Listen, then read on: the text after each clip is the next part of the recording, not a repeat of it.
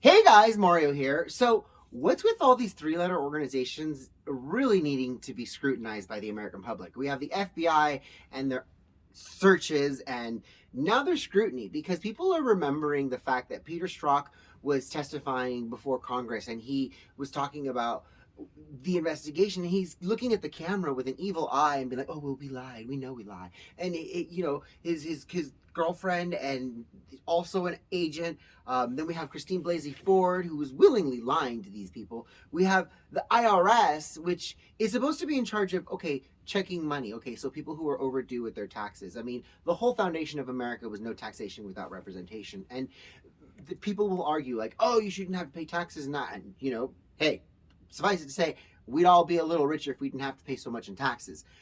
But what worries me is when the IRS buys a bunch of ammo and then on the other hand hires a bunch of agents and posts job listings saying, "We need agents that need to be armed, ready, and willing to shoot and enforce the laws." And I'm going, really?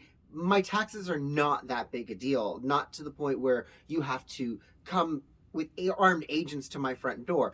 Their excuse will be, "Well, what about the cartels? They're skirting taxes. They don't pay taxes and they're going to shoot." Well, you know what? Then you partner with law enforcement. You don't go in there and send armed IRS agents to enforce taxes, especially right on the heels of the Biden administration saying, "We're going to scrutinize any transaction over $600. Okay, whoa, way too many red flags coming up here.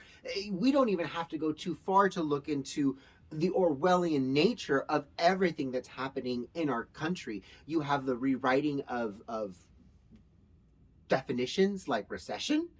You have basically the perversion of our youth to the point where we're sterilizing them. We're offering hysterectomies to children to gender affirm them. And I'm going, wait a second.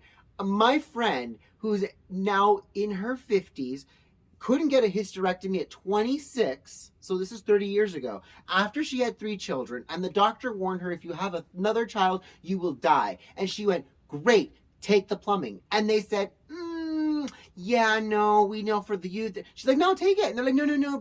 And she had to fight tooth and nail. But you want to have a 4-year-old say, "I am no longer a girl, I want to be a boy, and I want to have gender affirming surgery," and they'll do a pause on it. We'll tie her fallopian tube.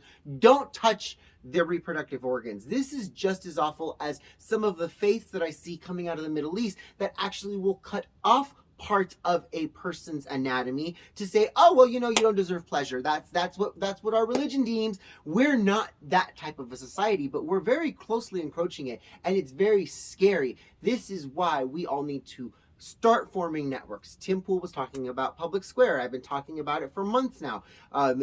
There's a Public Square channel. If you guys haven't downloaded that app, please, please, please go to your app store and download Public SQ. They're a fantastic supporter of people like us. I'm getting phone calls going, "We're working with this network. What do we do? Da, da, da. We need people are trying to find jobs. They can't find jobs. Go to Public Square. Public Square actually has job listings. Public Square, you don't know who to contact in your city council? Well, guess what? Public Square has that too. So I don't want to turn it into a commercial for them, but definitely we all need to be working together to be creating this parallel economy that I've been also talking about for years.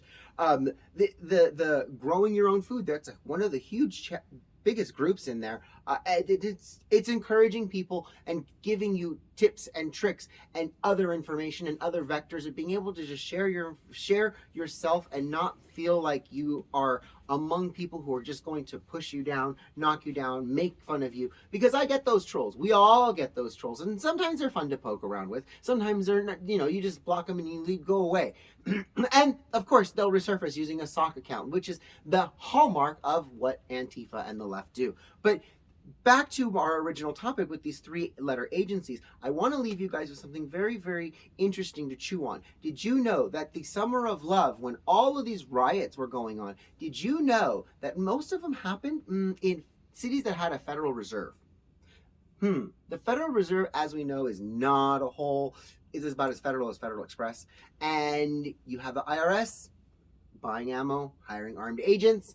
Summer of Love happened in these Federal Reserve cities. Not throwing these pieces out there. I'm not putting them together for you, but I definitely want to give you something to chew on, give you something to gnaw on, because that is the heart of Mario Presents. I'm presenting information. I also happen to be information captain of the Palmdale Freedom Coalition. We are all about giving information, sharing information. I just delivered some papers to the officers over at the courthouse because they want to hear the information. They said, hey, you know what? It's funny. I haven't seen a paper that I read every single article and I enjoyed reading it. So if you guys haven't gotten your issue of the Palmdale Journal, we're getting ready to release August edition, but check out thepalmdalejournal.com. You can subscribe. We could actually get some mail directly to your home, and get involved. Get involved.